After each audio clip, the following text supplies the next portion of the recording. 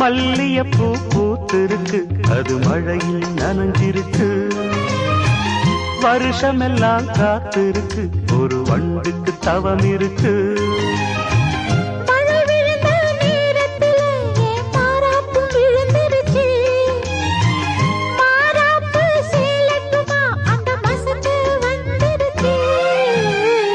மல்லியப்பூ பூத்திருக்கு, அது மழையில் நனைஞ்சிருக்கு.